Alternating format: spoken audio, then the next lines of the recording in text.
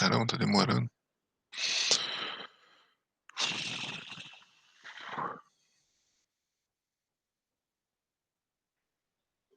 É, foi. Bom, então ontem, né, a gente terminou a aula falando aqui da questão. A gente tá na parte de limite operacional, né? Dos dispositivos aí, das bombas, turbobombas, vamos falar das bombas de deslocamento positivo, rotativa e alternativa, e é mais uma visão geral, né? Isso daqui é muito mais uma visão geral para dar um norte, assim, né? Um guia para ver um pouco aonde uma termina e aonde a outra começa em termos de, não sei, viscosidade, vazão, head, coisas desse tipo, né? Os limites de efetivamente, das quantidades que efetivamente importam, né, no dimensionamento de uma bomba, de bombas, né? Então, a gente estava falando aqui das turbobombas, né? Falou algumas características das turbobombas, os limites operacionais delas. E aí, passar para cá. Falar um pouco das bombas volumétricas rotativas. A gente vai começar hoje também a falar desse tipo de bomba, mostrar as características dela. Na verdade, é a alternativa que a gente vai começar depois dessa parte da matéria de seleção e especificação de bomba. A gente vai falar das bombas alternativas. Bom, então, assim como todas as bombas de deslocamento positivo, né, as bombas volumétricas rotativas, que são aquelas que efetivamente giram, né? Porque a gente lembra lá no comecinho do curso, a gente viu que tem as volumétricas, né? Aquelas que fazem as cavidades e tem um volume fechado muito bem definido, né? A bomba centrífuga não tem essa. Ela normalmente ela tem uma continuidade da entrada para a saída, né? Tanto é que se você desligar ela e deixar aberta a entrada e a saída, a água volta por ali, né? Então, a bomba volumétrica rotativa, né, a característica dela é que ela gira, né, e a gente vai ver também que as volumétricas elas podem ser alternativas, né, elas podem ter um movimento de vai e vem, né. Bom, então elas têm um alto rendimento com fluido viscoso, isso a gente viu, né, já, que eventualmente existem fugas, né, a gente quer que o fluido aqui nesse caso, ó, entre por aqui, aí ela divide, isso daqui é uma bomba de engrenagem, né, desculpa, uma bomba de parafuso. Aí o fluxo se divide aqui e aí ele vai da periferia aqui para o centro, né? Mas eventualmente, como a gente está indo de uma região de baixa pressão para alta pressão, eventualmente existem fugas aqui para trás, ó, o fluido pode eventualmente voltar. E quanto maior é a viscosidade, mais difícil que isso aconteça. Então, esse tipo de bomba, né, tanto as rotativas quanto as alternativas, de forma geral, as volumétricas, elas têm essa característica, o rendimento delas aumenta na medida que a viscosidade do fluido aumenta. Esse tipo de bomba aqui tem vazão praticamente constante. Então, ela não, a bomba, que é uma contraposição aqui, né? Essa frase é uma contraposição às bombas alternativas, que elas têm a vazão pulsante, né? Existe a bomba lá peristáltica, aquela que é usada na medicina para fazer a circulação do sangue, que ela é rotativa, mas é pulsante. A gente vai ver ela um pouquinho mais para frente. Mas é uma característica daquele tipo de bomba. Numa bomba dessa daqui, por exemplo, a vazão é praticamente constante. Não existe o sistema Biela-Manivela. Lembra lá da bomba também alternativa, que é bem parecido com o esquema do motor de um carro, né? Mas o motor do carro é ao contrário. A gente está retirando a energia do fluido, né? A bomba rotativa, desculpa, a bomba alternativa, né? Ela tem o sistema biela-manivela porque você tem é, um motor elétrico que gira, por exemplo, né? Você tem algum dispositivo que transmite movimento rotativo, e esse movimento rotativo tem que ser transformado num movimento linear, né? Alternativo de ida e volta. Então, por isso que nas bombas alternativas existe lá o sistema biela-manivela, e na rotativa não precisa, né? Ela está girando aqui, você acopla um motor elétrico aqui, ó, desse lado aqui, ó, faz o acoplamento aqui do motor elétrico e acabou, ela começa a girar. De forma geral, todas as bombas volumétricas precisam de válvula de alívio na descarga, porque é aquilo que a gente já falou, né, ela não está nem aí para o que está na frente, ela vai bombeando, ela não para. A gente viu isso muito lá na parte de bomba centrífuga, que existe lá o famoso head de Chotoff. Então, se a gente tem aqui vazão, curva head vazão, a gente viu que à medida que a gente vai para vazão zero aqui, a pressão máxima acontece aqui quando a vazão é zero. Então, uma bomba centrífuga, ela tem muito bem definido quanto que é essa pressão máxima aqui, né, certo? E uma bomba de deslocamento positivo, ela vai embora, ela vai bombeando enquanto alguma coisa quebrar, então tem que ter uma válvula de alívio, né.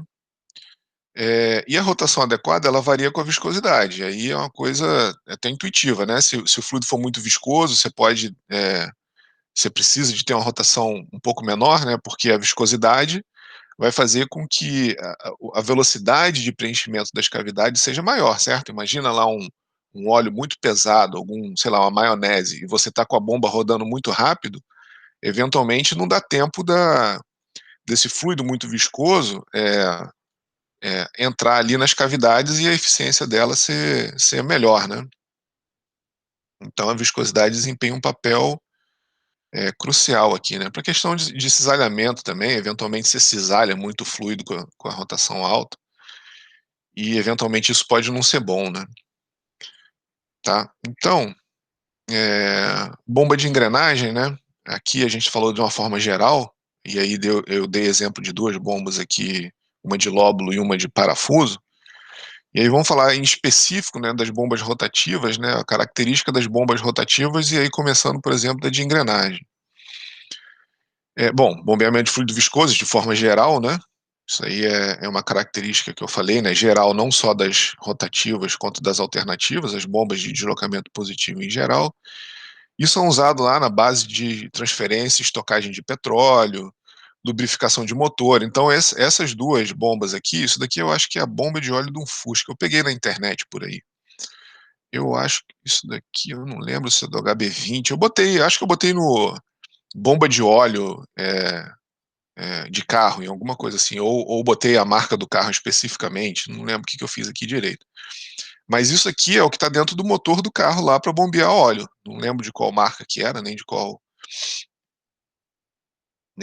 modelo que era, mas é de carro, isso daqui eu tenho certeza que é de carro. Então tá no nosso dia a dia, né, é um tipo de dispositivo que tá em uso aí no nosso dia a dia. Eh, tá. Então, ó, vazão aí, de novo, né, aquilo que a gente estava falando na aula passada, são números muito ilustrativos, assim, tem que tomar cuidado, porque eventualmente os fabricantes desenvolvem, eh eh, produtos, né, que excedem essas especificações, mas fica como ordem de grandeza, né. Aí tanto é que tá até aqui, ó, excepcionalmente até 1000 metros cúbicos por hora, eventualmente algum fabricante ou alguma aplicação demandou esse tipo de essa vazão, essa ordem de grandeza de vazão e foi desenvolvido. Pressão da ordem de 400 PSI, rotação 1800 RPM e eficiência variando de 80 a 95%. Aqui é outra, né, eu não falei, mas aqui é outro modelo de bomba de engrenagem.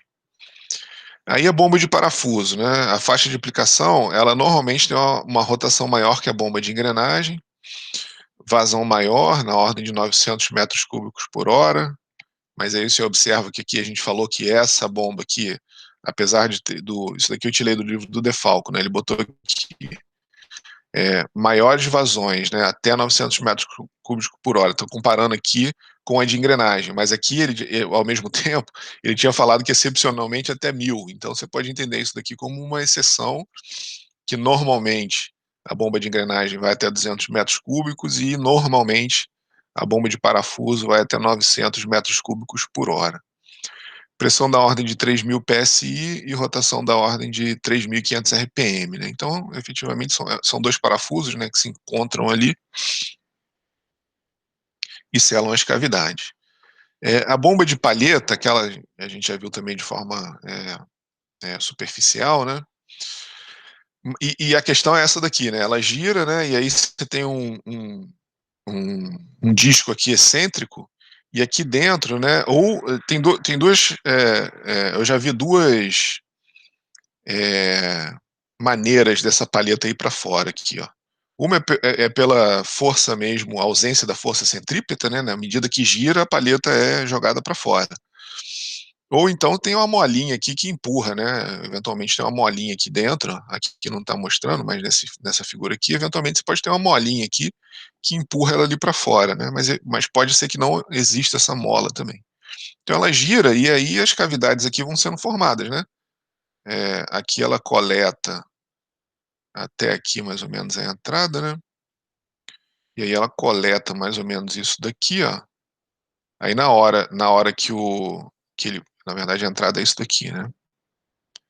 Na hora que ele passa por aqui, ó, ele carrega essa quantidade de fluido, o volume vai aumentando e depois diminui de novo aqui, né. E aí ele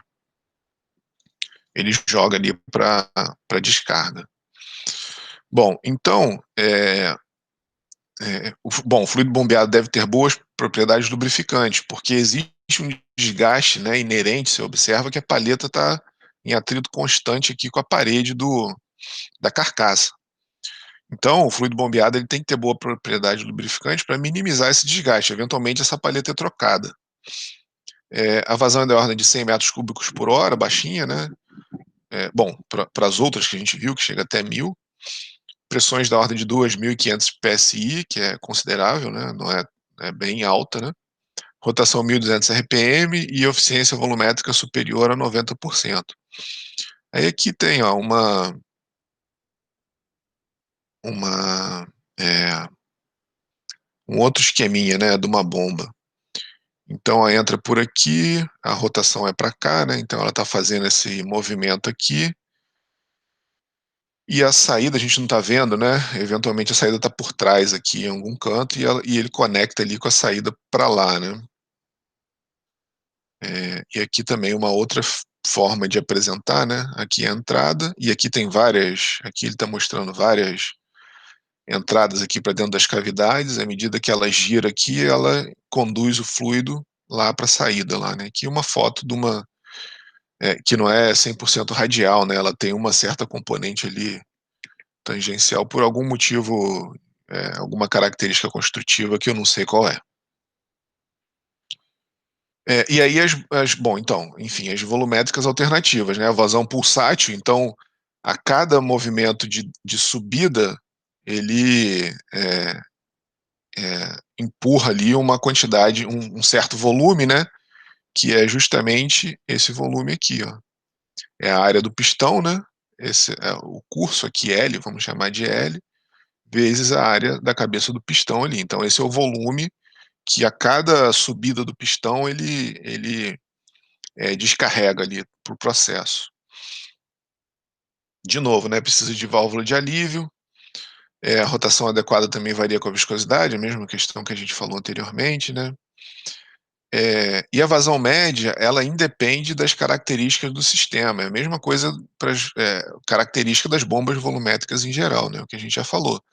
Ela vai embora, ela vai bombeando. Se não tem nada, se a descarga está livre, se a descarga está pressurizada, ela manda a mesma vazão até alguma coisa, até a pressão atingir a pressão limite dela. E aqui a bomba de diafragma, né? Vazões mais baixinhas ainda, 2 metros cúbicos por hora, a ordem de grandeza, né? Pressões na ordem de 45.000 PSI para o diafragma metálico, né? Porque ele tem que aguentar essa pressão toda. Mas basicamente a história é essa, né? Tem um pistãozinho aqui, ó, que fica jogando esse diafragma para um lado e para o outro. E aí, à medida que ele vai para cá, essa válvula aqui abre e essa de cima fecha, né? A admissão abre, aqui a gente está vendo, aqui é a admissão, né? E aqui é a descarga. Então, à medida que essa válvula vem para cá, né? Esse diafragma vai para a esquerda aqui, a admissão abre e a descarga fecha. Na hora que ela vai para a direita, a admissão fecha e a descarga abre e ela fica nesse vai e vem aí eterno, bombeando o fluido. E aí observa que aqui a questão da vazão, ela também é pulsativa, né? É pulsátil a vazão, então se a gente fosse medir aqui no tempo, né, vazão no tempo, a gente ia ver que o negócio não é, ela tem uma certa um comportamento senoidal, né. Mas aqui como é duplação, você observa que eles estão deslocados, né, então eventualmente a frequência disso daqui é até menor, né, porque ali ó, ela, na hora que esse acaba, na hora que acaba de entrar o fluido aqui bombeado pelo lado esquerdo, já começa do lado direito, então a pulsação aí é um pouco menor, nesse caso por causa dessa característica construtiva. Dá para fazer bomba alternativa assim também, e acho que a gente já viu, mas isso a gente vai ver de novo com mais detalhe.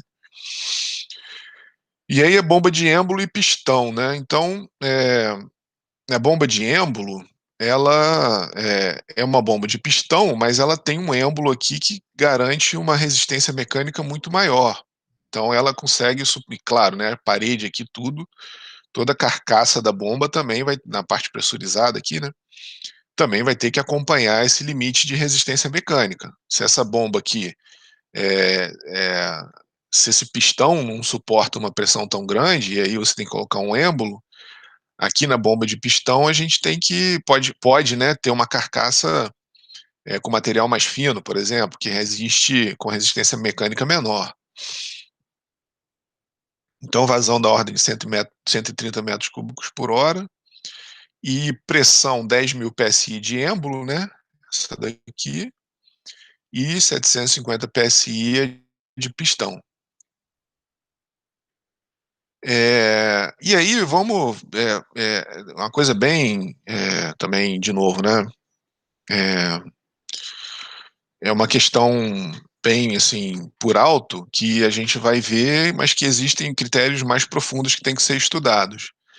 Então, não existe um critério único, né, existem vários critérios e várias aplicações. Então, é isso que eu estou mostrando aqui, ó, uma bomba pode falhar para atender a todos os critérios, ó.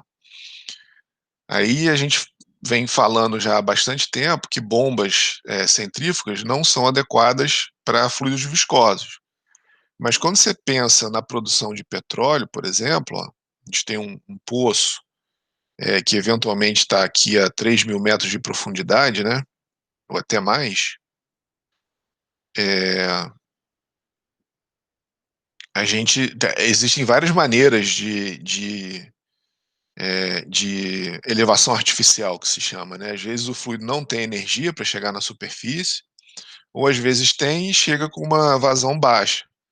Aí o que que você vai fazer? Existem várias estratégias, injetar gás e aí diminui o peso da coluna hidrostática, pode ser feito um poço do lado e injetar água aqui nele, que aí ele vai empurrar aqui ele empurra todo esse óleo aqui que está por aqui, né, embaixo aqui, ó.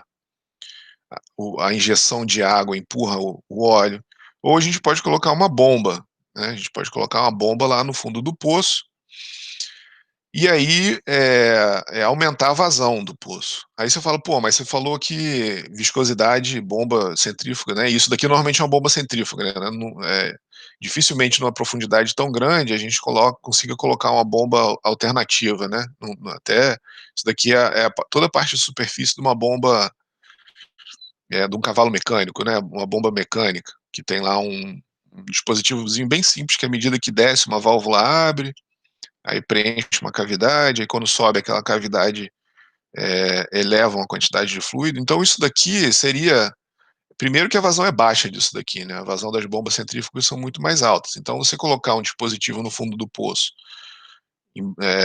embaixo do mar lá, né, no fundo do mar, que produz uma vazão baixa, não faz muito sentido. Não tem como você colocar um dispositivo desse, aqui no leito do mar, não sem sentido nenhum, mas tudo bem, você pode falar: "Ah, a gente troca todo esse mecanismo por algum navio aqui em cima, e ele fica fazendo um movimento alternativo e transfere aqui para esse eixo", né, aqui é alguma coisa que fica, mas mesmo assim a vazão é muito baixa, né, a vazão desse dispositivo é muito baixa, então se coloca uma bomba centrífuga, e ela falha num critério que a gente falou, né, da viscosidade. Mas tudo bem, o pessoal acaba desenvolvendo uma bomba, de alguma forma apropriada para viscosidade alta, mesmo que a eficiência dela caia, né, que a gente viu que a eficiência cai com a viscosidade, mas ainda assim é o melhor que se faz, e é feito, na verdade. É o melhor que se faz para ter uma vazão relativamente alta, né, ou relativamente perto da vazão de projeto lá, que o poço se torna viável, né, porque às vezes o poço pode ter uma quantidade grande de óleo, mas não é viável porque a vazão dele é baixa. Então o poço se torna viável, e aí você aumenta a produtividade, é óbvio, né. Então esse é o exemplo, né, às vezes a bomba não falha para atender todos os critérios, mas tudo bem, ela é o melhor que você pode fazer, tá. Então só para tomar cuidado, todo esse papo aqui foi para tomar cuidado que existem vários critérios, né, isso eu tenho enfatizado bastante, tenho falado muita coisa, muitos limites de aplicação, mas tomar cuidado só porque fabricante desenvolve solução, às vezes a bomba é instalada mesmo não sendo a melhor opção, então é só essa questão mesmo, né. Bom, então uma coisa que a gente já viu, já calculou, já estudou também algumas vezes, é o critério de seleção do tipo de bomba lá, né, em específico nas turbobombas, né, pela velocidade específica.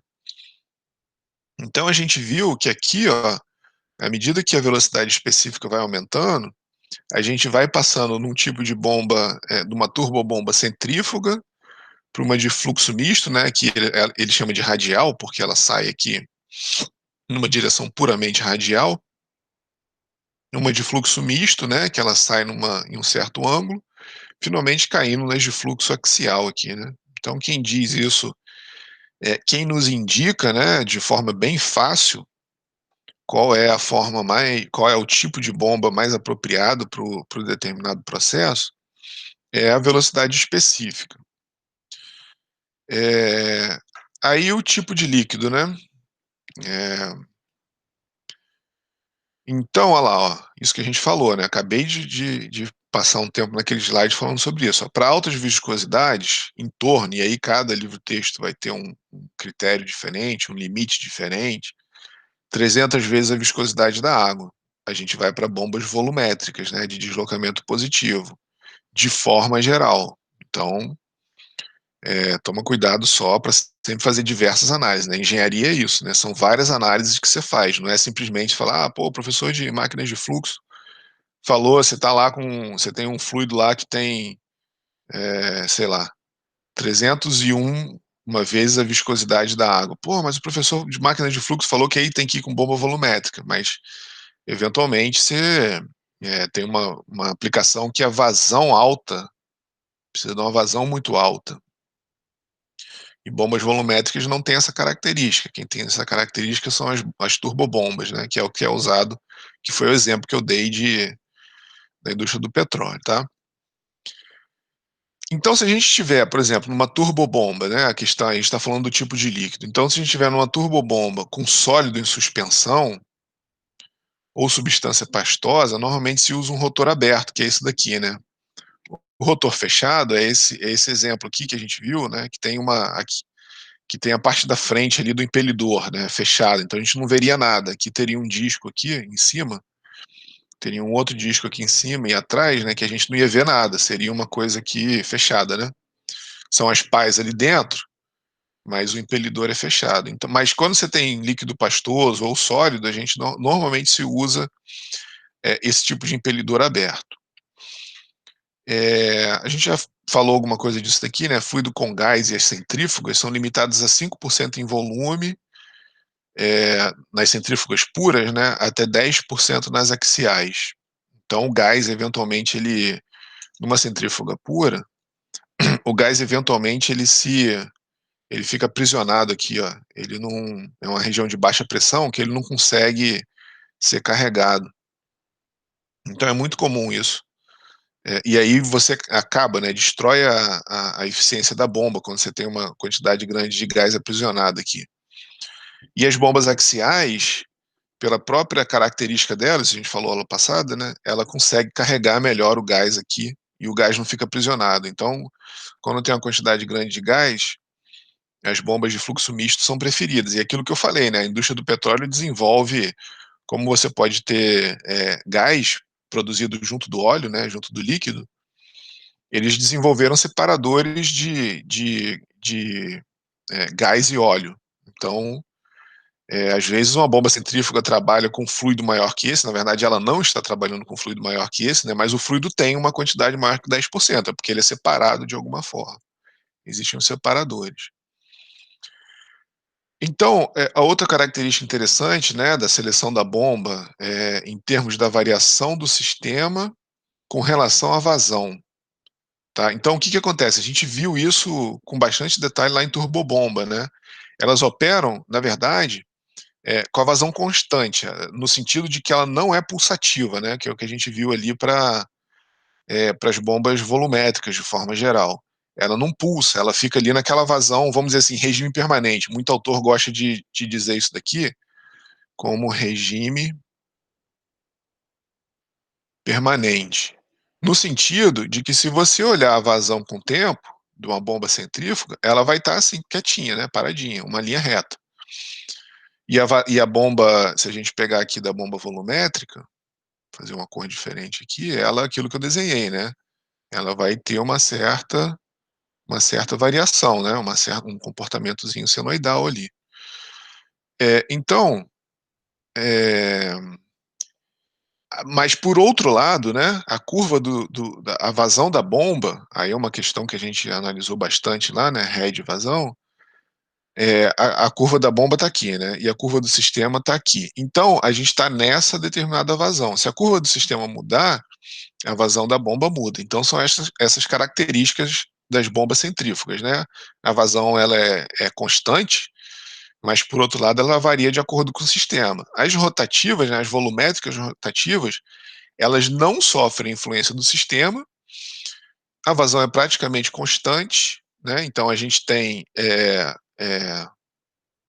essas 2 características aqui, né, praticamente porque ela é um pouquinho pulsativa, né, na rotativa, mas é menos do que na alternativa, então ela é constante aqui. E, a vazão de uma bomba,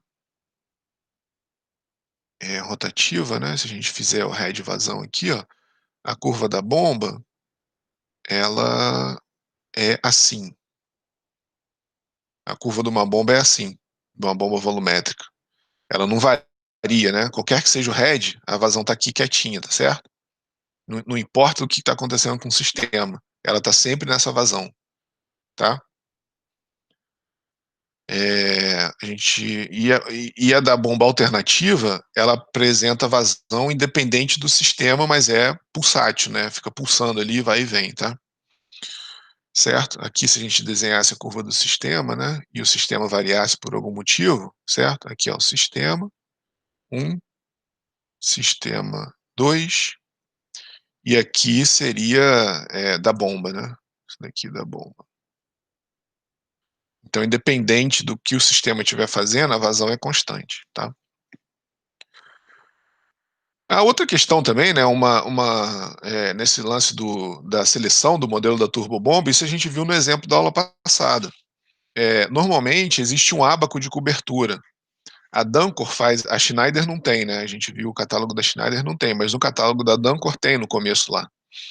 Então se você tem mais ou menos, né, na sua casa lá, pô, quero um head de 3 metros cúbicos por hora, quero que minha caixa d'água de ou 2.500, né, quero que minha caixa d'água de 5.000 litros encha em 2 horas. Então ela está dando 2.500 litros por hora, e aí um head lá, sei lá, sua casa é alta, tem muita perda de carga, um head de 19 aqui metros, né. Então, olha só, aqui ó, a gente iria aqui no catálogo, e ia ver que essa bomba aqui serviria, eventualmente essa bomba aqui serviria, tá certo? A gente está aqui numa interseção aqui, né. Ou se o head fosse menor, ó, ela vai cair certinho aqui dentro, né. Digamos que o head fosse um pouquinho menor aqui. Tá, aqui é 10, aqui é 20, então, sei lá, 17, vou chutar aqui, 17 metros. Então, normalmente, existe esse ábaco de cobertura, né, que aí você já vai direto no modelo que você precisa, né. Então aqui no caso a gente precisaria, né, se fosse essa a questão da bomba, esse modelo aqui, tá. E aqui, ó, esse é o da Schneider. Ele não tem muito. é, Aqui tá Dancor, mas na verdade. Ah, não, não, não, tá certo, esse é o da Dancor ainda. E aí, lá dentro do modelo da bomba, você entra lá na curva head vazão para diversas. A P2R. Deixa eu ver se a gente acha ele aqui. Não, não tá aqui. E aí a gente acha os detalhes dela, né? Aqui as coisas são bem gerais, né? São curvas bem gerais, e aqui já são curvas que a gente tem o NPSH da bomba, o requerido, né? Isso daqui é o NPSH requerido.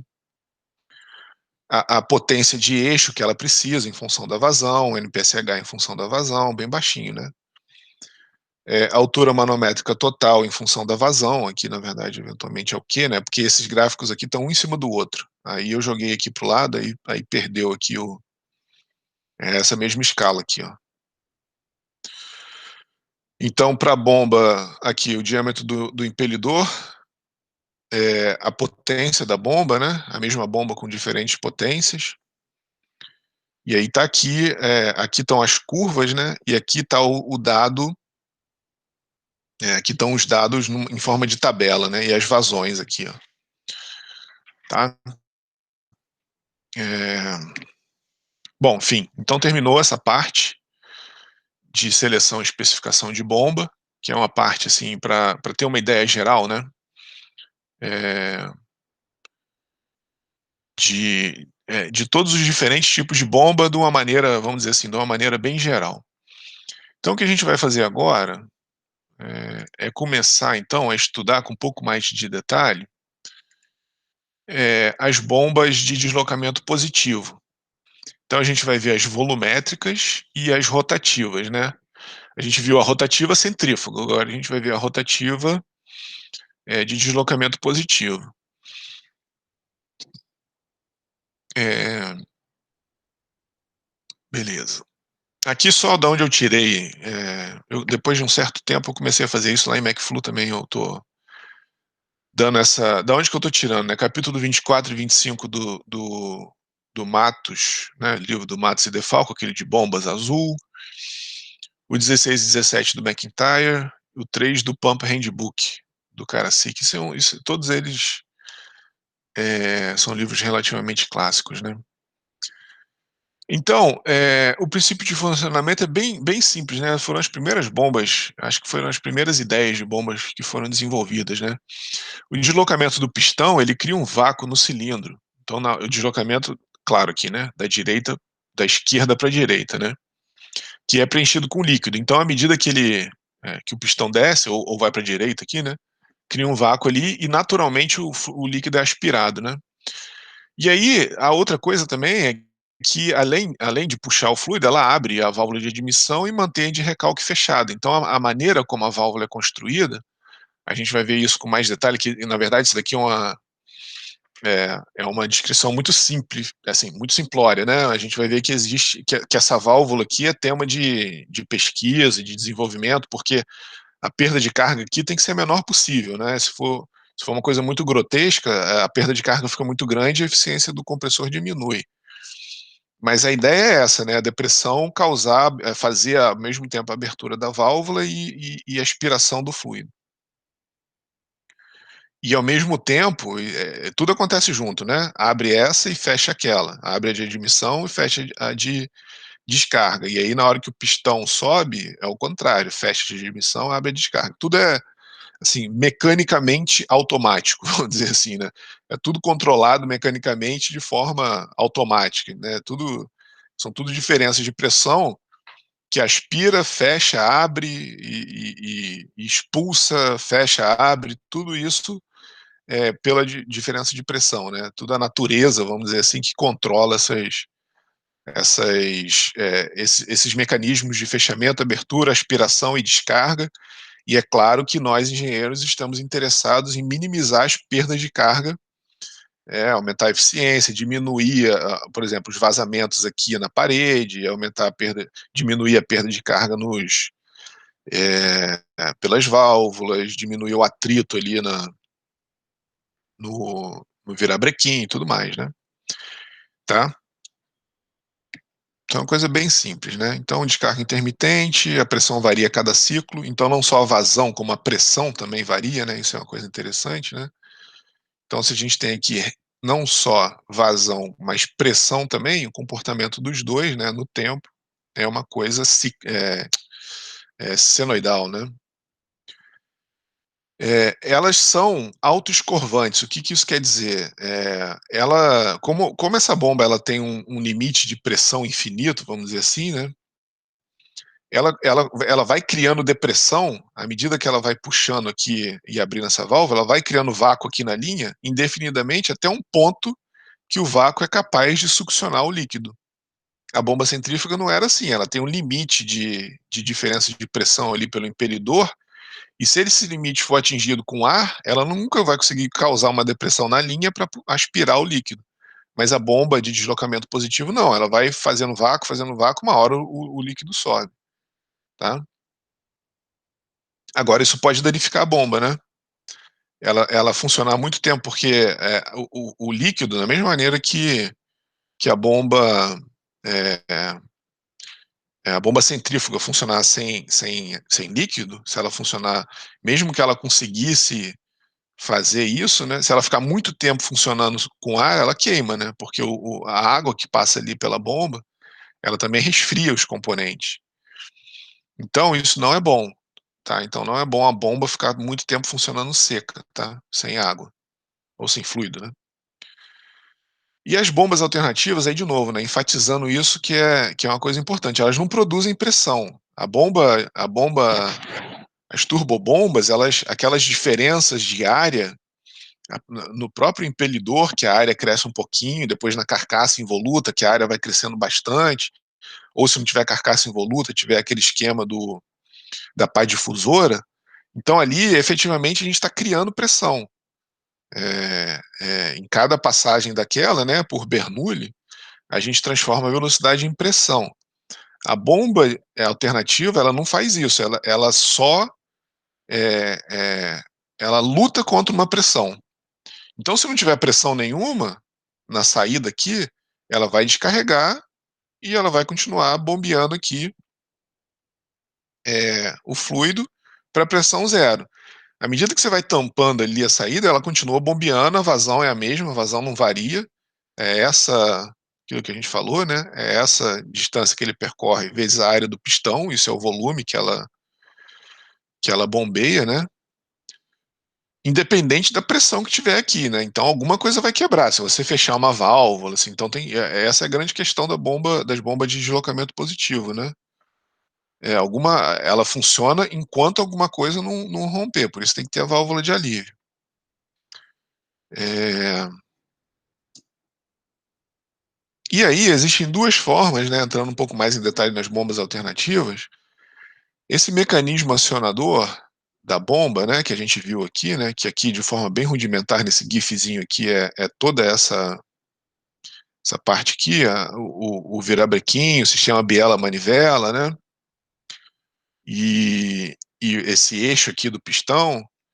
Então, eventualmente, a gente consegue classificar as bombas alternativas em 2 tipos, né, bomba de força e bomba de ação direta.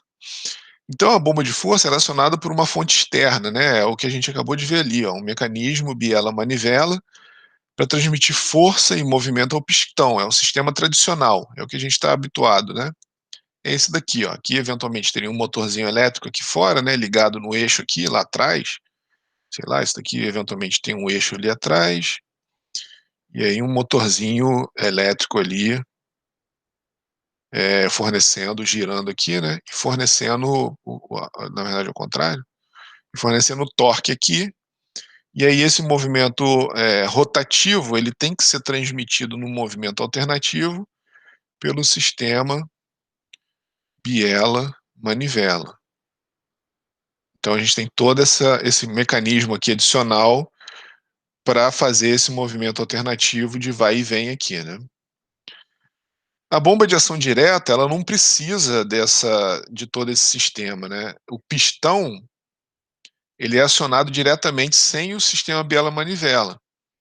como é que isso é feito, né? A gente, por exemplo, e de forma geral, isso é feito por vapor ou ar comprimido. Então, ó, gaveta de distribuição de vapor. Aqui desse lado, em vez de ter o sistema biela-manivela, a gente tem uma região com vapor e aí um sisteminha de válvula aqui, ó, que é sincronizado aqui com o movimento de vai e vem da haste, né?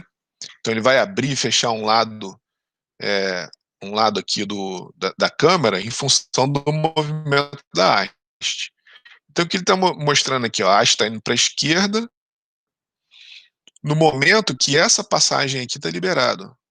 Então aqui o vapor está exercendo uma força para cá, para a esquerda, né? Da direita para a esquerda. E aí, depois, quando a haste está indo para lá, essa câmara aqui é fechada, essa abre, e aí a gente tem uma força da esquerda para a direita. Então, e tudo é sincronizado por esse dispositivo sincronizador, né? E aí, do lado de cá, a gente tem o sistema tradicional. Aqui seria equivalente, né? O lado de alta pressão, vamos dizer assim, não, o lado da câmara de compressão, ele é equivalente, ele nem enxerga, ele não sabe o que está acontecendo dali para trás, ele não quer nem saber, ele só quer que o pistão ali fique indo para a direita, para a esquerda, ou subindo e descendo. Tá? Mas o que diferencia é o mecanismo acionador, se é uma fonte externa ou se ela é acionada diretamente ali pelo, pelo vapor, por exemplo. E aqui observa, é claro que aqui a gente, de forma geral, esse tipo de bomba, ele é feito quando, a gente vai ver quando a gente estudar compressor, que tem compressor que trabalha nesse princípio também, né? Mesma coisa quase o compressor, né? Então a gente tem que ter uma linha por exemplo, se tem uma linha de vapor na planta, então normalmente o compressor ou a bomba, eles operam dessa forma para aproveitar o vapor, né? Dificilmente o vapor ele é usado, né? Às vezes é até um subproduto, né? Ou dificilmente o vapor é usado exatamente da quantidade o tempo inteiro, né? Na quantidade que se produz. Então, eventualmente, já que a facilidade de geração de vapor está lá, eventualmente esse tipo de instalação é feita. Então, aí tem uma classificação, né, das bombas alternativas, aí a gente tem as horizontais, quando ela é feita para trabalhar. Por que eu enfatizei aqui o trabalhar, né? Porque não é simplesmente uma bomba e virar, porque aí você tem todo o balanceamento aqui das válvulas, né? Tem que levar em conta o efeito da gravidade, como que, tá vendo aqui, ó, essa bomba aqui é horizontal, essa daqui também, então o mecanismo de elevação e fechamento das válvulas, né, abertura e fechamento da válvula, ela vai mudar se você pegar essa bomba e botar na vertical, né? E aí, quanto à quantidade de cilindros, aí a gente tem uma bomba simplex, tem um cilindro de bombeamento, que é essa daqui, seria essa daqui, né? Uma bomba duplex tem 2 cilindros, a triplex tem 3, tá? Então essa daqui seria uma bomba triplex.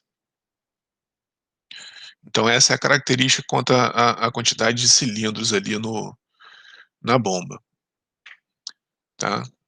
Essa daqui seria uma bomba, aqui uma bomba horizontal, e essa daqui é uma vertical, tá? E aí, ó, contação de bombeamento, né? A gente tem uma de simples efeito, que é toda essa que a gente vem vendo aí, mas essa daqui, por exemplo, né? Só tem uma sucção e descarga em um lado do pistão. Então, aqui, ó, tá a bomba, entrada do líquido, nesse caso aqui ela está fechada porque ele está expulsando o líquido. Na hora que o pistão vai para a esquerda aqui, essa válvula abre e ele admite aqui o líquido. Uma de duplo efeito, a sucção e a descarga é em ambos os lados do pistão. Então, enquanto uma succiona, a outra vai descarregar, né? Então aqui, ó, tá indo para a direita aqui, né? O pistão tá indo para a direita. Então a válvula de descarga está aberta e a de sucção está fechada. Pela própria diferença de pressão, a gente vai ver aqui, né? Ela exerce uma pressão para cá e fecha, exerce uma pressão para cima aqui e abre. E ao mesmo tempo, a sucção desse lado aqui, ó, Então ele está gerando uma depressão um vácuo aqui, né, do lado esquerdo, e uma pressão positiva do lado direito. Então aqui ele abre essa válvula aqui, libera se for uma esfera, uma válvula, seja lá o que for, e fecha aqui, né, na hora que ele está criando essa depressão aqui, essa esfera aqui está fechada, ela está sendo, né, e a gente vê, né, a pressão aqui está aumentando, aqui está diminuindo, então essa, esfera aqui está, com uma diferença de pressão que força ela para fechar. Então, ao mesmo tempo que ela está descarregando, ela está aspirando, então essa é a de duplo efeito, né, essa é a bomba alternativa de duplo efeito. E a de simples efeito faz isso de um lado só do pistão. E aí, a gente já viu isso também, né, quanto ao órgão movimentador do fluido, pode ser um pistão, né, as bombas alternativas usuais, um êmbolo, como quando suporta maior pressão, que é essa daqui, né, um êmbolo, aí o êmbolo é tudo isso daqui, ó, toda essa parte aqui é o êmbolo, ou o diafragma, né, que é o que a gente já viu também, né, que é esse caso aqui, ó, o diafragma aqui é o vermelho, ó. Aí tem um eixo da bomba que fica puxando esse diafragma, né, puxando e empurrando. Então a gente tem esse movimento alternativo aqui, direita e esquerda. Então na hora que vai para a direita a válvula de admissão abre e a de descarga fecha e vice-versa, né, tá. E aí a gente pode ter também uma classificação das bombas alternativas quanto ao curso do pistão. Pode ser uma bomba com curso constante, todas essas que a gente já viu aqui, né, esse curso aqui do pistão, a gente não consegue, variar o L aqui que eu chamei aqui até, deixa eu ver se eu não sei se eu apaguei. Eh, Aqui ó, esse L aqui a gente não varia, ó, esse curso, né, a cilindrada, em outros termos é cilindrada. Então a gente não varia o curso, não varia a cilindrada da bomba, mas existem algumas estratégias para fazer isso. Observa só, aqui ó, tem esse mecanismo aqui que empurra essa hastezinha aqui. Se você empurrar ela mais para cá, o curso do pistão aqui fica restrito lá, ó, tá vendo lá, ó? Então, ó, e é claro, né, esse cara aqui que está controlando o curso, então o L aqui, se a gente fizer aqui, ó, o L daqui para cá, esse é o L original, né? Se a gente girar essa manivela e empurrar essa hastezinha mais para cá, ela nunca vai chegar até o fundo aqui, ó. Ela vai chegar um pouquinho antes. E aí a gente varia a vazão dessa forma, tá? São as chamadas bombas dosadoras, que você consegue mudar a vazão dela em função da demanda ali do processo. E aí esse vídeo aqui eu tirei daqui, ó. Quem quiser ver o vídeo tá aí na internet, vortecbombas.com.br.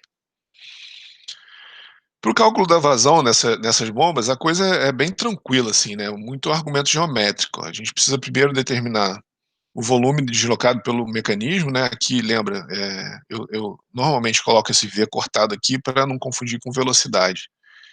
Então, para a gente ver é velocidade. E esse V cortado aqui é volume. Isso é uma coisa que o livro de McFlu faz, né? Então, o volume deslocado é πd2 ao quadrado sobre 4, né? O que é o D? É esse cara aqui, ó. Esse cara aqui é o D. Que tá aqui, né? Tá nessa outra figurinha aqui, ó. E L é 2R, né? R é o curso do pistão. Isso daqui é o curso do pistão. R é o raio aqui da manivela. Desculpa, do virabrequim, né? É esse raio aqui que ele. Aqui é o R, né? Que é o que tá aqui, ó. Tá? Deu o diâmetro do pistão, vê o volume deslocado. R é o raio do conjunto, na verdade não é do conjunto, né? É o raio, tudo bem, do conjunto biela-manivela ou do virabrequim. Do conjunto biela-manivela, que está dizendo que é o raio que ele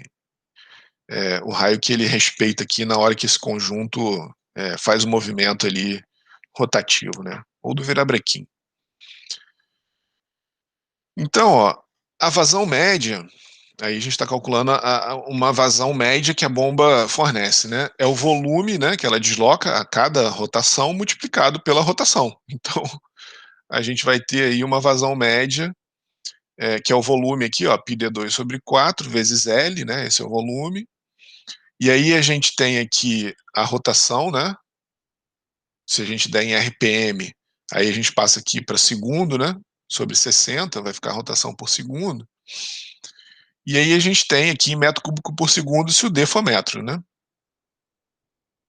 Então, esse N aqui, ó, é fornecido pelo fabricante, é um rendimento, né? É uma eficiência volumétrica. Volumétrica. E deve a perda, né? Vazamento do lado não pressurizado, pressurizado, compressibilidade do fluido, todas essas questões que a gente quer minimizar, né? É justamente, ou vazamento aqui também, né, na parede do cilindro. Então, tudo que a gente quer minimizar, todas essas eficiências que a gente quer minimizar. Normalmente isso é dado pelo fabricante, tá? Normalmente isso daqui é um parâmetro que o fabricante mesmo é, é, fornece, tá? Então, é, a vazão instantânea, né, aquilo ali é a vazão média, então a vazão instantânea, a gente tem que saber calcular, e é muito fácil, né, esse VA aqui, ó, a velocidade, porque a vazão instantânea é, é velocidade vezes a área, né? Que é velocidade vezes a área. Então, a área a gente está calculando aqui, e a velocidade linear aí do pistão, do movimento aqui do pistão, é VA, né? Só que VA é a projeção da velocidade periférica, que U, na direção axial. Então, VA é ômega R, né? Que é o U, certo? Ômega R é o U, seno de θ, tá? Então, a gente fica que a vazão é πd2/4, ômega R, seno de θ. É uma vazão, essa daqui, instantânea. Tá? Aí aqui eu fiz mais ou menos, só para... Acho que talvez ele não tenha ficado muito claro, né? Então aqui, ó, aqui é o R, o θ, e aqui é o VA, né, que é o ômega R seno θ, que é esse cara aqui, ó, tá?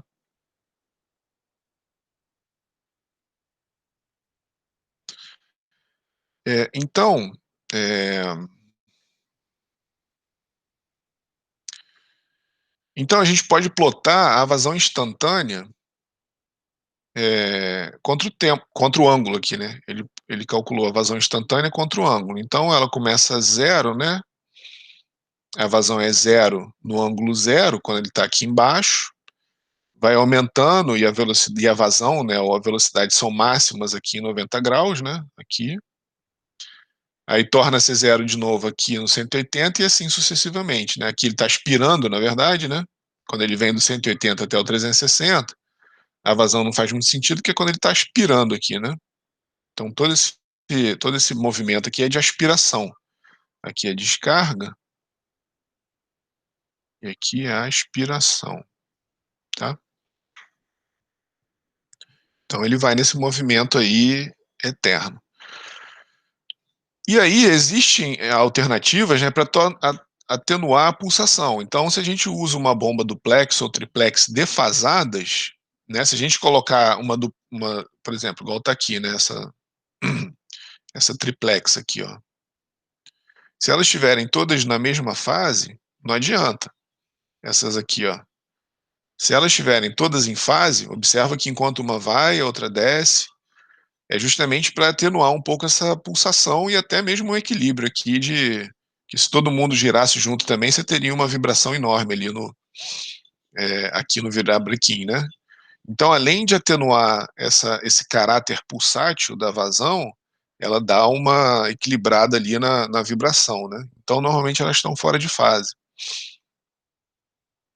Então, é isso que está mostrando aqui, ó, nesse slide, né?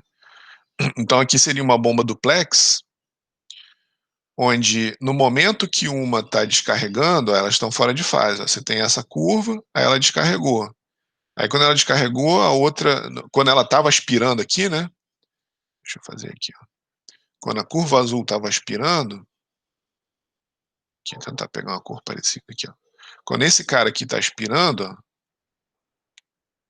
ou quando uma das bombas do Plex está aspirando, a outra já está descarregando, e assim vai embora, né? Isso daqui a gente não está vendo, tá? Então, aqui nesse ponto aqui, ó, essa azul está aspirando e a outra está. Então, tanto é que é zero, né? E isso daqui ele tá percentual da vazão média, né? Então, aqui é a vazão média, aqui estaria a vazão média, e ali ele está no percentual da vazão média à medida que está fazendo um movimento ali, tá? A outra maneira de atenuar é, vazão é usar um amortecedor de pulsação. Então aqui tem vários aqui, ó, na saída da bomba, tem esse cara, aqui tem essa outra câmera aqui, ela funciona assim, ó. Isso daqui é um aparatozinho, ó, que aí ele tem uma bomba, esse daqui é uma bomba peristáltica, né, que é usada lá em aplicação médica, simula, acho que mais próximo possível do batimento do coração, que é pulsativo, né, pulsátil. E aí, à medida que esse eixo gira aqui, né, ele realmente pega aqui, ó, ele esmaga esse caninho que está ali dentro, né, ele pega o fluido e encarrega e conduz ele para a saída. E aí a vazão, se você olhar a vazão aqui, ela fica pulsando ali, ó. Vou dar o play aqui, você vai ver que ela, olha lá, ó, como é que ela fica pulsando, ó.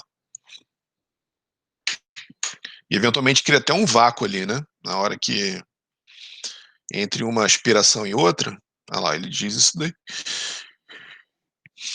Cria um vácuo parcial ali.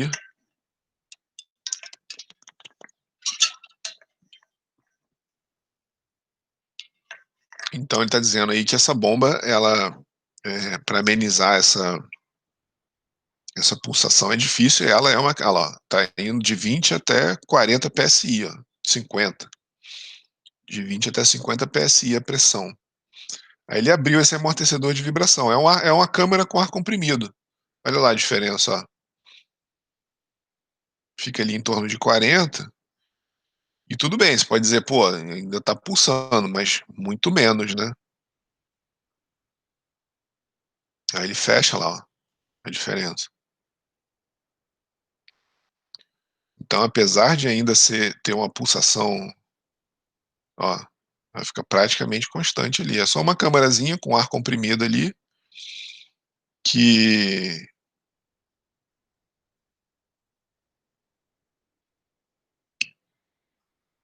que ele vai absorvendo ali a vibração.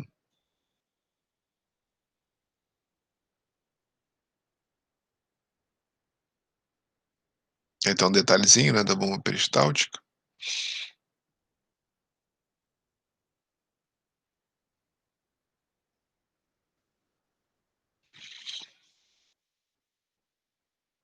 Acho que é isso aí. Tá, então a ideia é essa, é criar um mecanismo de absorver ali a pulsação. Isso daqui é algum outro tipo de absorvedor, algum comercial, Flexorber.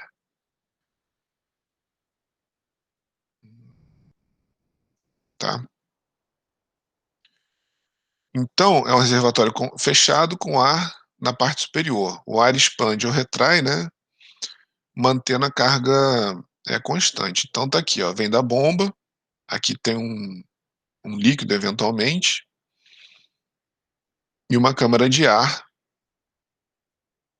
é, a partir de um determinado momento, né? E o que ele está mostrando aqui é que uma outra questão é que à medida que você vai se afastando da saída da bomba, isso daqui seria uma bomba bem perto aqui, né? É, a pressão vai se tornando cada vez mais constante aqui, né? Quanto mais perto da bomba, mais você sente a pulsação, e quanto mais longe da bomba, a pulsação vai sendo absorvida pelo próprio escoamento ali, né? Pelo próprio fluido que está na tubulação de descarga. Esse absorvedor, né, esse amortecedor de ar, ele pode estar na sucção, no recalque ou em ambos, mas preferencialmente no recalque, né, na saída da bomba. E a outra questão também, né, é que esse reservatório de ar aqui, ele pode servir como, um absorvedor de energia, né, se a bomba está, numa carga superior à média, o ar vai comprimir, o nível de líquido sobe aqui, e aí quando a carga diminui, ele alivia ali, e aí ele volta para o nível que ele estava originalmente, né. E aí só uma regrazinha que eu achei no livro, achei interessante pôr aqui, né. Então o volume na câmara de ar obedece mais ou menos a seguinte regra: então para a bomba de um cilindro de simples efeito, o volume é 22 vezes a descarga aspirada em cada ciclo do êmbolo. Então é volume aspirado, né. Eh cada vo ca A gente pega aquele volume, né, o curso vezes a área do pistão, multiplica por 22 e é mais ou menos, eh eh, o volume dessa câmara de ar. Se for uma bomba de um cilindro e duplo efeito, o volume é 10 vezes a descarga aspirada, porque o duplo efeito a gente viu, né. A cada aspiração, quando ela comprime um lado, ela aspira o outro, quando ela aspira um lado, ela comprime o outro. Então a pulsação diminui um pouquinho, então o volume pode diminuir. Para uma bomba duplex de duplo efeito 5 vezes, né, porque você tem 2 bombas, você tem 2 cilindros e aí eles estão defasados também. Uma bomba triplex de duplo efeito, o volume é 2 vezes a descarga aspirada e assim vai. E aí, ó, para fazer o controle de vazão, né, a gente viu até um mecanismo de, vamos dizer assim, uma maneira de, classificar a bomba como bomba de curso constante, né, ou de vazão constante de curso variável. Mas a gente vê aqui, ó, que a gente pode variar a vazão, né, pela inspeção dessa expressão aqui da vazão, ó. A gente pode variar a vazão com diâmetro, né, que tem uma variação quadrática. Então, se a gente diminuir por 2 o diâmetro, a gente diminui por 1 elevado à quarta a vazão. Rotação, né, o n ponto aqui, né, então a gente pode variar, se a gente mudar a rotação ou o curso do pistão, isso daqui tem um efeito linear com a vazão, tá, é diretamente proporcional. Aqui é quadrático, né, o diâmetro é quadrático, e a rotação e o curso é linear. Se dividir o curso por 2, divide a vazão por 2. Divide a rotação por 2, divide a vazão por 2.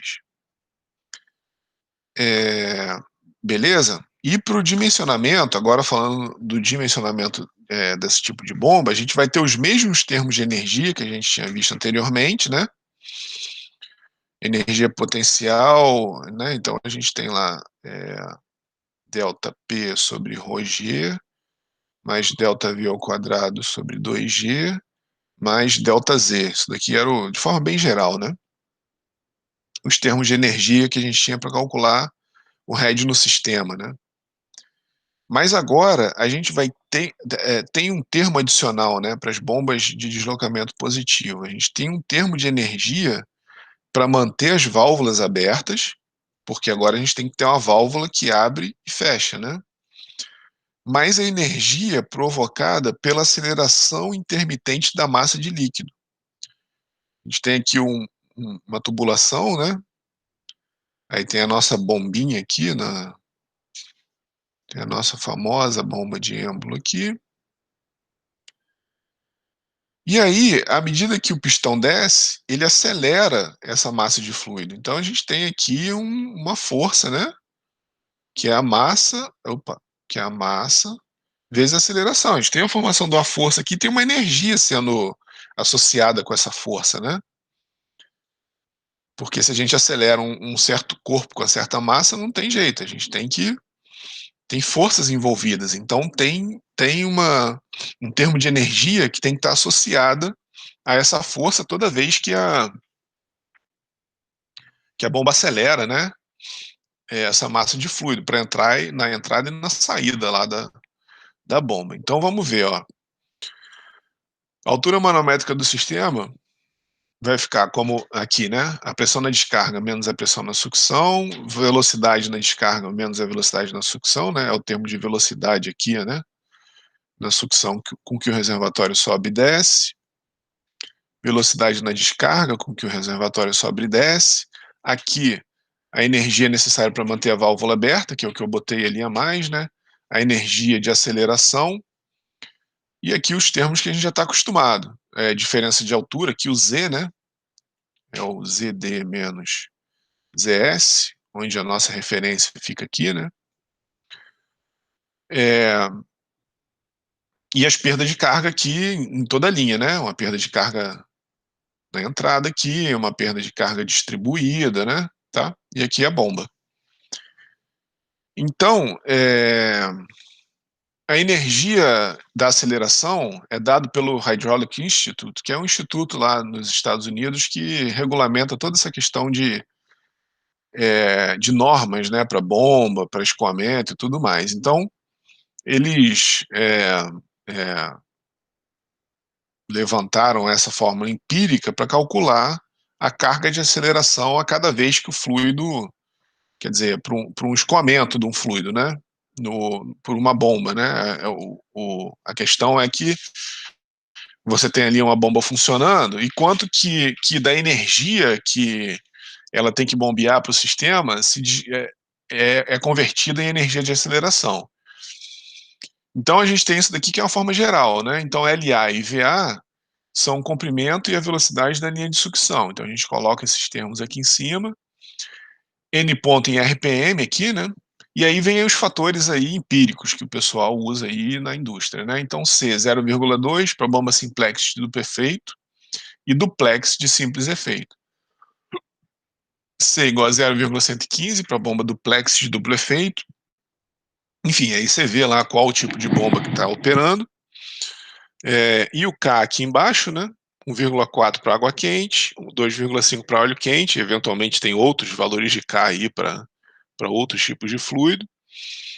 E o G, aceleração local da gravidade. Então, isso daqui vai sair uma carga em metro que a gente tem que adicionar aqui nos nossos termos de energia aqui da bomba, tá? E a energia para abrir e fechar a válvula, né, é um termo K aí que normalmente é 4, né, tabelado como 4, que é a perda de carga para passar ali pela válvula, tá? Então, K vezes V ao quadrado, né, a velocidade do escoamento ali naquela região, sobre 2G. Então, o NPSH da bomba volumétrica é esse daqui, né? Que a gente aí tem que subtrair, né? Que se o termo de energia tem esses termos aqui adicionais da válvula e da aceleração, a gente tem que retirá-los aqui da sucção para calcular o NPSH das bombas volumétricas, tá? Quanto de energia que tem disponível, né? Então é a pressão em A, né? Onde lembra aqui, né? Só fazendo o nosso sisteminha aqui, ó. Aqui é A, aqui vai ter a linha de sucção, e aqui opa, não, o A no caso era a entrada da bomba, desculpa, tô falando besteira aqui. Aqui tá a bomba, o pistãozinho ali dentro, né? Aqui é o A. Então a gente quer saber, claro, né, a pressão aqui, a linha de sucção. Então PA menos PV sobre ρg, né, menos a perda de carga, aí mais ou menos o H, né? O que é mais ou menos o H? Se ela está acima, se ela está afogada ou não, né? Aqui seria mais, né? Esse daqui seria o H, e se ele tivesse para baixo aqui seria menos, né? Menos a energia de aceleração, menos a energia, né, a perda de carga ali para abrir a válvula. Então, esse é o termo do NPSH agora para uma bomba de deslocamento positivo. Aí fazer um exemplo aqui, ó, que normalmente a gente trabalha, né, em bombas de deslocamento positivo, é muito mais fazer o limite mecânico de resistência das paredes, do pistão, do que propriamente a questão da vazão, porque a vazão ela já está fixada aqui pelo curso do pistão, né? Então a gente tem que ver se o limite, eventualmente é dado o limite de força que o pistão aguenta, né? Em função da resistência mecânica dos materiais, a gente calcula a força que o sistema está exercendo no pistão. Então, a gente quer uma tem aqui, ó, determine o esforço na haste do pistão, a descarga e a potência de uma bomba de pistão com água de duplo efeito e os seguintes dados. O curso do pistão é de 350 milímetros, então ele está dando aqui o curso do pistão de 350 milímetros, né? O diâmetro de 220 milímetros, então aqui o diâmetro. O diâmetro da haste aqui de 45 milímetros, esse diâmetrozinho aqui, ó, esse Dzinho aqui da haste. A rotação da bomba 120 RPM, a altura manométrica total de aspiração, né, a sucção, é de menos 3,2 metros, e a altura manométrica total do recalque é 25,3 metros. Então, despreze os efeitos do atrito no êmbolo e a eficiência da bomba é de 85%. Então, a gente fica aqui com esse sistema. Tem uma bomba, ele está dizendo ali, ó, de duplo efeito. Então, na hora que o pistão está indo da esquerda para a direita, a válvula de sucção desse lado aqui abre, do lado esquerdo abre, e a válvula de recalque, né, o S aqui é a sucção, então a gente tem um head na sucção e a válvula de sucção 1, o head no recalque e a válvula de recalque 2. Por outro lado, a gente tem a válvula de recalque 1 aqui, né, que ela é oposta lá à válvula de recalque 2, e o head no recalque, né, o head no recalque aqui é igual aqui, e o head na sucção aqui é igual ao head na sucção na entrada do lado esquerdo, né, o esquerdo e o direito são iguais. Aqui a gente tem a válvula de sucção 2 e a válvula de sucção 1. Então, a gente tem a força aqui, nesse caso, né, quando a bomba, o pistão está indo da esquerda para a direita, a gente tem a força de sucção 1 indo do lado esquerdo do pistão e a força de recalque 2 do lado direito do pistão. Quando a bomba está indo da direita para a esquerda, as coisas se invertem, né? O que era recalque vira sucção e o que era sucção do lado esquerdo vira recalque, tá? Então ele quer saber a magnitude dessas forças de reação, é, a descarga, né, a vazão, a potência, e vamos ver então como é que a gente determina isso, ó. Então tem dois momentos distintos, né, dessa bomba. Quando o pistão está indo da esquerda para a direita, a câmara da esquerda vira admissão e da direita compressão. E lembrando, né, a fórmula do head que a gente acabou de ver, ó, desprezando os termos aqui de variação de energia cinética e potencial, então aqui dentro a gente só tem o head igual ao P sobre ρg, né? Lembra que a gente... Só voltar aqui, ó. Seria isso daqui, ó. A gente está analisando a equação da energia aqui dentro da bomba, né? Então ali o head, ela é a diferença de pressão que está acontecendo ali e a gente despreza esses termos aqui por enquanto, né? Estamos desprezando todos esses termos ali que a gente está analisando o que está acontecendo aqui dentro, na verdade, ó. A gente não está analisando o sistema como um todo. O sistema como um todo já foi dado, ele já deu os heads de descarga e sucção. Então aqui dentro a gente despreza a variação de energia cinética, né? Esses termos aqui dentro a gente despreza também, e diferença de altura porque a gente está realmente aqui dentro do pistão, né? Então ali dentro, ó, a gente fica só com P sobre ρg, né?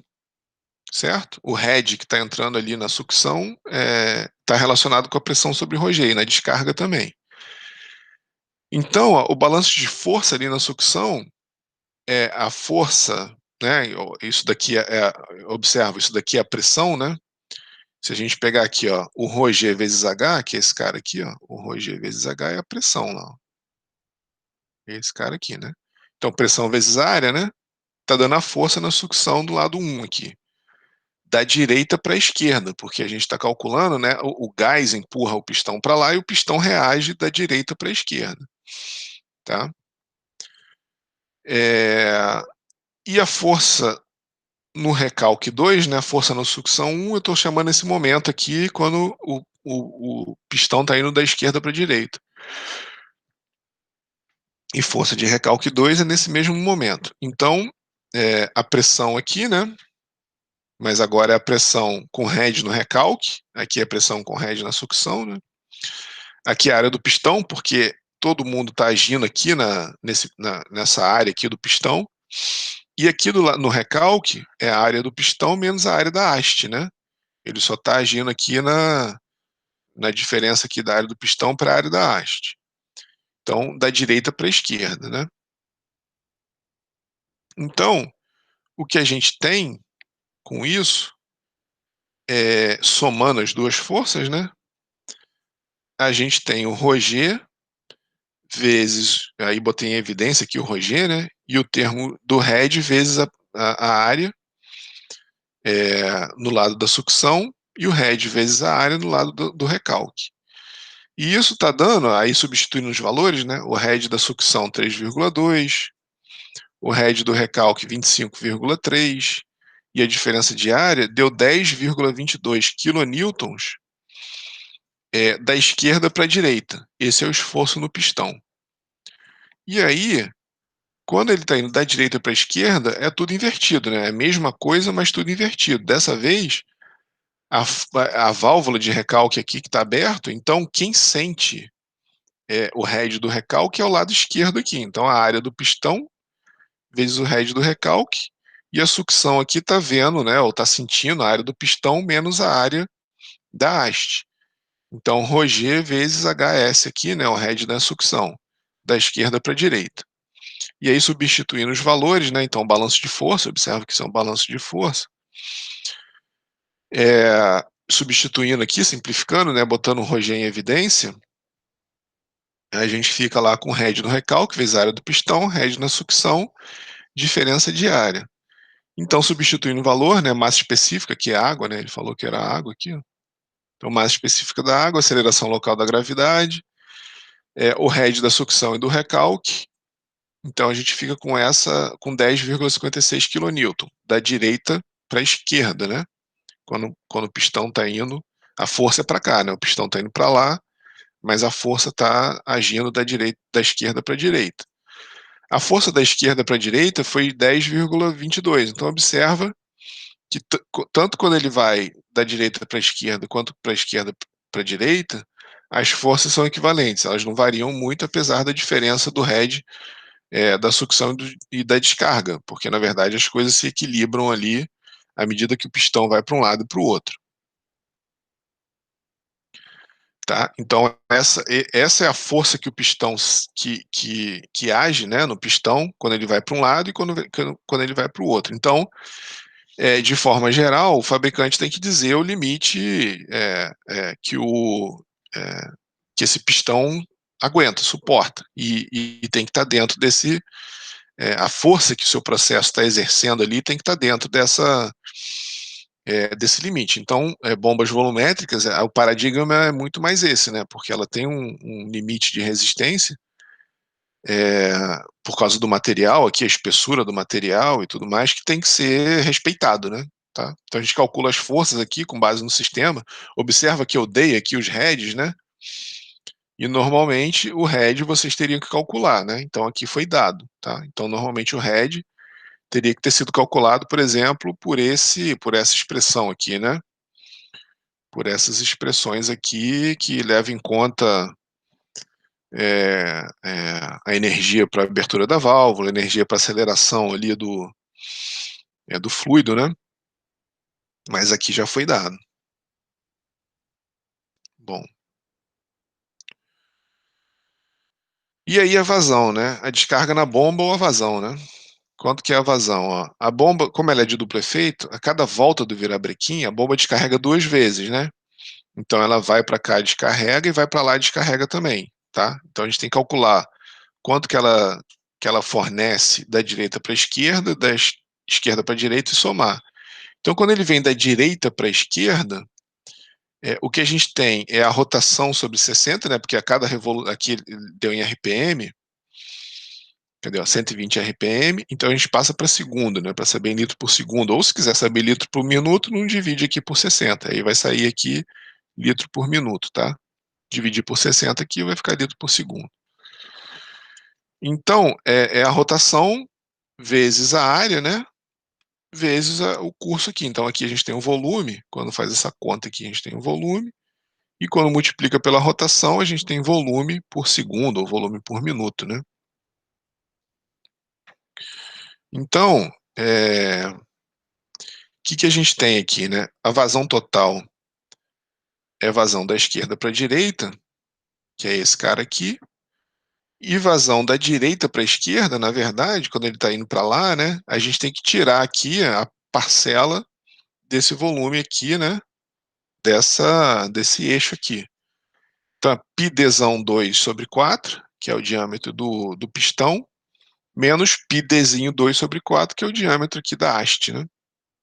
Então a gente tem que somar os dois, a gente fica com πl n ponto, né, a rotação sobre 160, que é 60 vezes 4 aqui, ó, d ao quadrado menos dzinho ao quadrado sobre 2. Tá? Então já simplifiquei tudo aqui, então deu 57,1 litros por segundo. Essa é a vazão que a bomba fornece, se ela suportar, né, se ela suportar todas essas contrapressões aqui na sucção e na descarga, tá?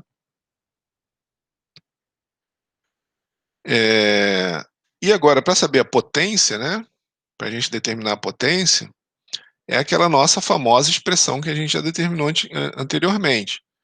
A potência absorvida pelo eixo da bomba é o gama aqui, né, ρg, né, o gama, peso específico, vezes a vazão, vezes o head, sobre a eficiência.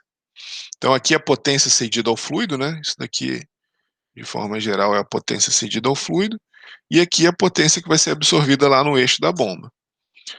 Então a gente precisa da altura manométrica total, ó. A gente tem um head na descarga de 25,3, na sucção a gente tem um head de menos 3,2, então a gente não tinha energia nenhuma na sucção, tá? Quando tem o menos aqui, ó, é porque a gente tinha um head na sucção que que está demandando mais energia ainda, né? Se o head na sucção for positivo, a gente tira, né, da descarga, lembra daquela questão intuitiva que a gente falou já quando a gente estava analisando a curva do sistema? Então a gente tem aqui que a gente tem que fornecer 25,3 metros de energia na descarga e ainda tem que somar 3,2 porque na sucção ou a perda de carga era muito grande, ou o reservatório estava num nível muito abaixo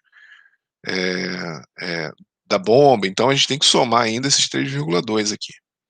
Então o head que a bomba tem que fornecer é de 28,5 metros. Então a gente tem a potência absorvida no eixo da bomba. É a massa específica vezes o G, a aceleração da gravidade, né? A vazão vezes o head. Então tá aí, substituindo o valor, aqui está o 28,5. Aqui eu passei a vazão de litro por segundo para metro cúbico por segundo, né? Esse 10 a menos 3 aqui, ó, é litro para metro cúbico. A eficiência da bomba foi dada, 85%. Então essa bomba precisa de 22,9 HP, né? Uma bomba de 23 HP para fornecer esse head aqui que está sendo requisitado, de 28,5 metros. Tá?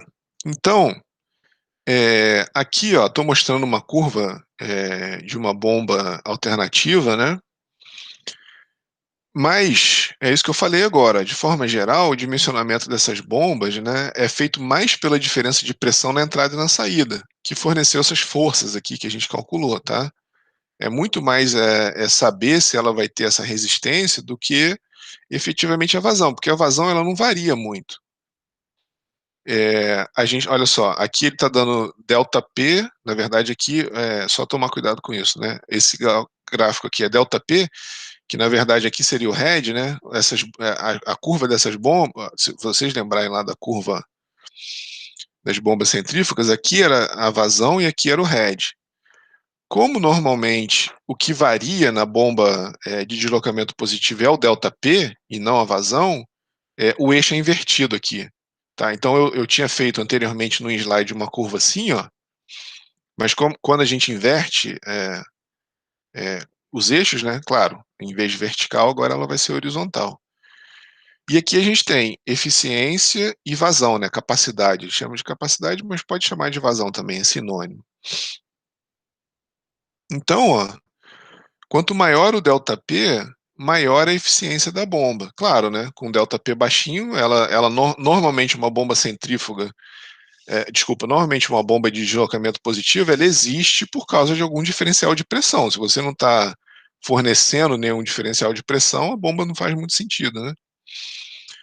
Ou então uma bomba com a capacidade menor, de repente isso daqui é uma bomba grande, né, que ela nasceu ou foi desenvolvida para trabalhar 100 PSI, e aí numa faixa de 0 a 10 PSI ela tem aquilo que a gente estava falando, ela está totalmente fora da faixa de operação dela, seja por questão de rotação, seja porque, né, a rotação foi feita para trabalhar nessa pressão aqui, né, por uma série de motivos que faz com que ela não tenha uma eficiência boa quando a diferença de pressão é pequena. Bom, à medida que a diferença de pressão vai aumentando, né, o head vai aumentando, a potência absorvida pela bomba aumenta também, né, a gente viu isso aqui, claro, né, à medida que esse head e aqui está relacionado com ΔP, né. Então, e aí a gente tem uma leve quedazinha de vazão aqui à medida que o ΔP aumenta, né, seja pela eficiência volumétrica que diminui, né, porque volta um pouquinho ali pela entrada da bomba, né. Então essa de forma geral é uma curva de bomba, né, volumétrica. Tem essa cara aqui, mais ou menos, aqui a potência absorvida está do lado direito aqui, né, tá. Então aqui está a potência, então a escala de potência está do lado direito aqui. Eh, então isso é, de forma geral, uma curva de bomba, tá. Eh, então, aqui, ó, esse é outro paradigma também desse tipo de bomba, né, ela serve muito mais para avaliar o desempenho e não na seleção.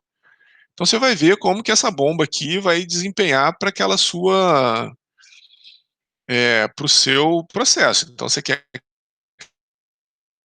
que ela esteja aqui numa eficiência máxima, que ela forneça esse ΔP aqui e como que ela vai se comportar no seu processo, né, tá.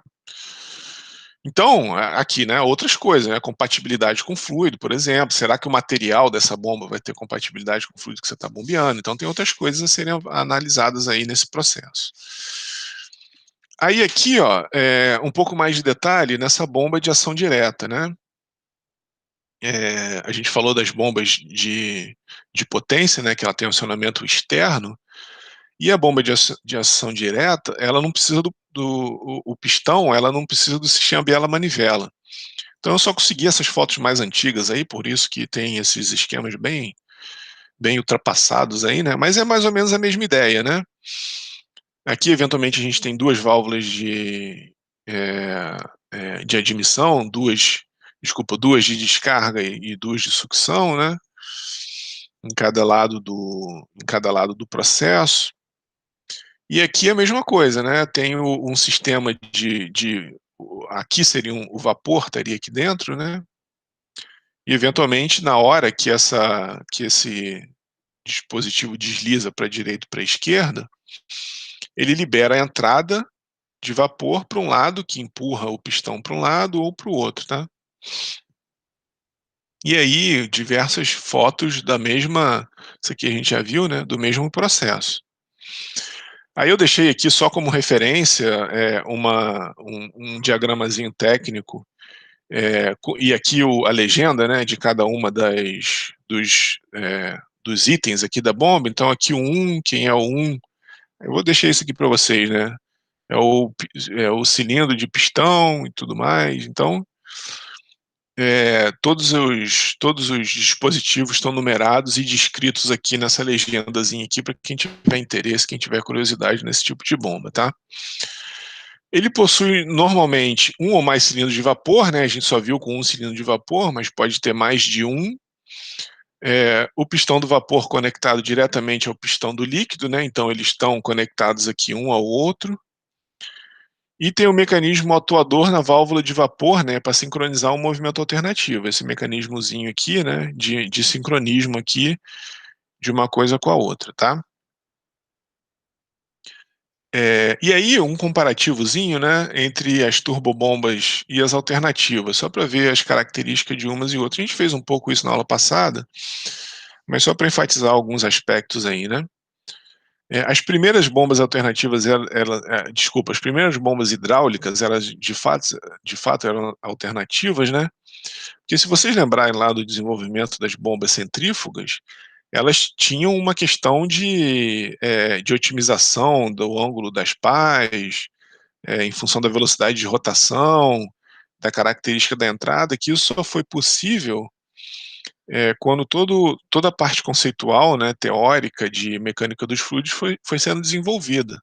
E essas bombas alternativas, mais antigas, mais arcaicas, né, elas são lá do século XVI, XV, as pessoas já tinham mais ou menos uma ideia de que você pegar um pistão e fazê-lo se mover num movimento alternativo, né, seria possível deslocar esse volume de líquido aqui, né.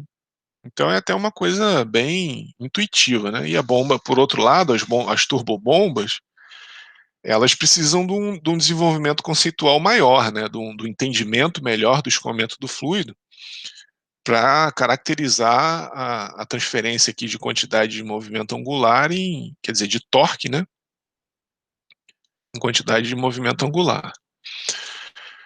Então elas foram desenvolvidas e aperfeiçoadas com o passar do tempo, né, depois das bombas alternativas. Aí algumas vantagens aí das turbobombas, né, elas têm menos peças, então de forma geral tudo isso daqui é motor elétrico. Eh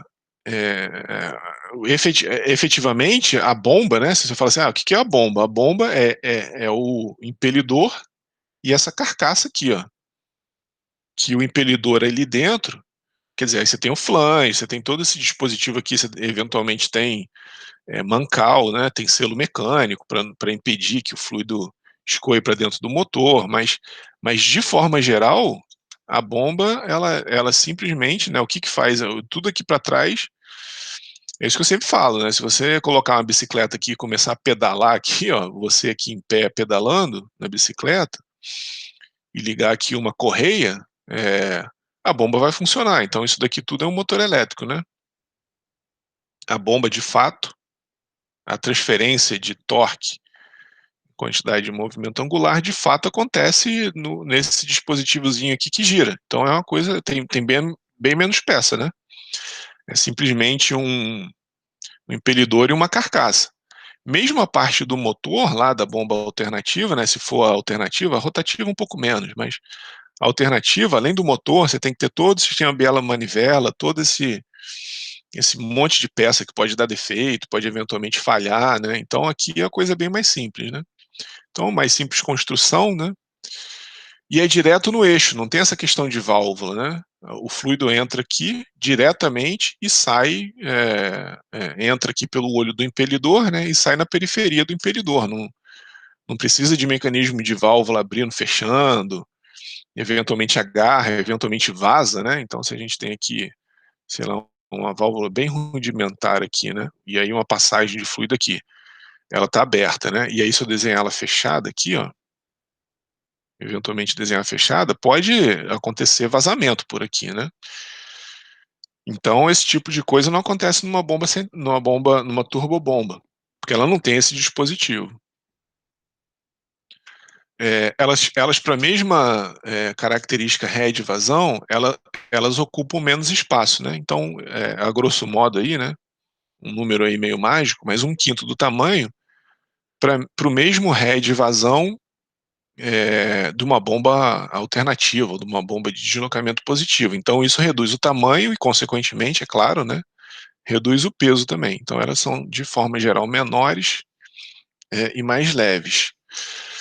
De forma geral, elas não vibram também, né, apesar dela trabalhar girando, mas essa velocidade de rotação ela é menor do que numa bomba alternativa. E essa questão de sobrepressão ao longo do encanamento, né, como ela tem aquela limite lá na curva head de vazão, como ela tem um limite de head, né, um limite de pressão, essa sobrepressão aqui ela não acontece da mesma forma que pode acontecer numa bomba de êmbolo, por exemplo, né. O controle de vazão é relativamente simples, né, mesmo que não seja muito eficiente, muito energeticamente eficiente. Mas se você tem uma válvula no recalque e fecha a válvula, você, claro, né, de novo, mantendo, isso aqui eu já falei também algumas vezes, mas lembrando que ela tem o limite de operação dela lá, né? Então, você pode efetivamente mudar a curva do sistema daqui para cá, mas sempre tomando cuidado para estar dentro do limite de operação da bomba, da faixa de operação dela, que pode ser estreito ou não, né? Depende da bomba, né? E menos manutenção também. Uma bomba dessa aí fica funcionando de forma constante um bom tempo sem manutenção. Menos do que as bombas rotativas, né? Que tem muito mais peça móvel. A própria característica do movimento de vai e vem, né? Essa mudança brusca de direção constantemente pode exigir mais manutenção que a bomba turbobomba, né? Mas claro, né, as alternativas têm as suas vantagens, né? Elas bombeiam altas pressões. Existe um limite de head que a bomba centrífuga fornece, e acima disso, ou você começa aumenta a bomba, né? Começa a colocar bombas centrífugas em série, e aí você vai aumentar o head, né? Cada bomba centrífuga aqui aumenta um pouquinho o head. Ou você faz uma só em múltiplos estágios, lembra daquela bomba que era uma carcaça e vários estágios, e aí você tem a conexão, a saída e a entrada. Mas isso demanda espaço, né? Aí nesse caso, a bomba centrífuga ia precisar de um espaço grande, porque você ia ter que ou colocar várias bombas uma atrás da outra, ou uma bomba com vários estágios, e ela, de forma geral, esse tipo de construção, se vocês olharem lá no catálogo, no catálogo da Schneider é a VME, e justamente esse ME aqui é de múltiplos estágios. Então, se você olhar essas bombas no catálogo da Schneider, elas normalmente são compridas, né? Ela tem um motor elétrico aqui, vai ter lá um motorzinho elétrico ali, mas essa parte dela aqui é bem, bem longa, né? Porque ela tem diversos estágios ali dentro. Então, normalmente essas bombas de alta pressão, as bombas centrífugas de alta pressão, elas começam a ficar pesadas e grandes, tá? Agora, a questão, né, é que a vazão das bombas de deslocamento positivo, elas são baixas, né? A própria característica aqui do movimento, vai e vem, por mais que... Aí é o contrário, né? Se você quiser aumentar a vazão, você vai colocando, vai fazendo a bomba virar uma bomba multiplex aqui, né? Você bota outro conjunto pistão cilindro aqui, né? Aqui no caso o êmbolo cilindro, tem que botar outro aqui, porque aí você aumenta a vazão. Mas você aumenta o peso da bomba, e essas bombas são muito pesadas, né? As bombas de deslocamento positivo já são pesadas. Se você começar a aumentar aqui o número de êmbolo para aumentar a vazão, ela começa a ficar mais pesada ainda. Bom, então tá aqui, né? Elas competem com as bombas de múltiplos estágios, que é o que eu desenhei aqui, né? E aí, se na planta houver vapor, né? E se for possível usá-lo, né? Normalmente se usa a bomba por acionamento direto, aquela bomba que tem uma câmarazinha de vapor que você injeta de um lado e do outro e ela vai fazendo um movimento alternativo ali. Então a vantagem da bomba alternativa, né, ela pode iniciar sem líquido na tubulação, então tem que só tomar cuidado porque muito tempo também sem líquido não é bom, pode danificar ali alguma peça da bomba, provocar superaquecimento, mas elas podem, isso é uma possibilidade, e eventualmente ela vai criar vácuo na sucção suficiente para aspirar o fluido, o líquido, né? O que não acontece na bomba centrífuga, e ela, de forma geral, lida melhor com sólidos e gás, né? Então, se tiver gás aqui sendo bombeado aqui, por exemplo, não tem muito problema, ela vai bombear independente ela bombeia o que tiver pela frente. A característica da bomba centrífuga é que o gás aqui atrapalha bastante o desempenho dela, tá? Ela tem que estar sempre completamente cheia de fluido ali, né? O espacinho ali entre, quando a gente lembra aqui do impelidor. Então essa região aqui, ela tem que estar com líquido para o movimento do fluido para fora aqui, né? Fazer a desejada transferência de torque em quantidade de movimento angular. Se isso daqui for um outro fluido, com uma outra massa específica diferente, E mais, né, se as coisas estiverem desbalanceadas aqui, né, se tiver gás de um lado e menos do outro, alguma coisa disso, aí a bomba começa a ficar desbalanceada e pouco eficiente. Mas a bomba de deslocamento positivo não tem muito esse problema, ela vai embora, ela bombeia sólido, eventualmente, né, sólido, gás, sem maiores problemas. Eh, e isso daqui, pode ser vantagem ou não, né. Se você quiser que a vazão varie, ó, a pressão é função dos requisitos do sistema e não depende da vazão que a bomba produz. Então, eventualmente, você pode querer uma variação de head ou não. Então, se você quer que a pressão, que a bomba produza seja constante, isso é uma vantagem, essa questão aqui, né, que a pressão é função do requisito do sistema. Então a bomba vai fornecer essa pressão independente do que o sistema, independente do que o sistema demandar, né, certo? Então depende do que você está querendo aqui, né. Então, a vazão vai ficar constante, tá? Então, a vazão é a mesma aqui, né, aquilo que a gente estava falando, né. Se a gente tem aqui a curva vazão contra head, independente do que o sistema demanda, a vazão é a mesma, tá? Eh, e o ΔP aqui é muito mais pelo sistema, né, certo? Não pela vazão. Isso pode ser uma vantagem ou não, é isso que eu estou falando, né. Se você quer que a vazão fique constante, beleza, isso é uma grande vantagem.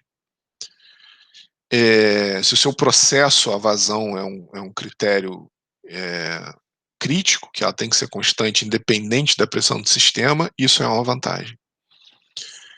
E bombeiam fluidos de alta viscosidade, né, elas são muito mais apropriadas a fluidos de alta viscosidade do que as bombas centrífugas, mas de novo, aquele exemplo que eu dei da indústria do petróleo, as bombas centrífugas são usadas dentro do poço, porque elas são as únicas que têm as características apropriadas para você colocá-la operando, eh eh num poço a 3.000 metros de profundidade. Então isso daqui é uma característica geral, de forma geral você vai encontrar bombas alternativas, né, eh, ou bombas volumétricas ou de deslocamento positivo, operando em altas viscosidades, mas nem sempre, podem existir exceções. Bom, então terminamos essa parte de bombas de deslocamento positivo, né, já são 15 para as 10, aí eu continuo na semana que vem a falar das bombas, alternativas, tá. Alguma dúvida aí, Rodolfo? Algum comentário? Quer falar? A prova é aquilo, cara, eh, a prova vai dar uma olhada aí nos PDFs e refaz os exercícios aí. Acabou a aula, então vou terminar aqui a gravação. Tá? Não tem muito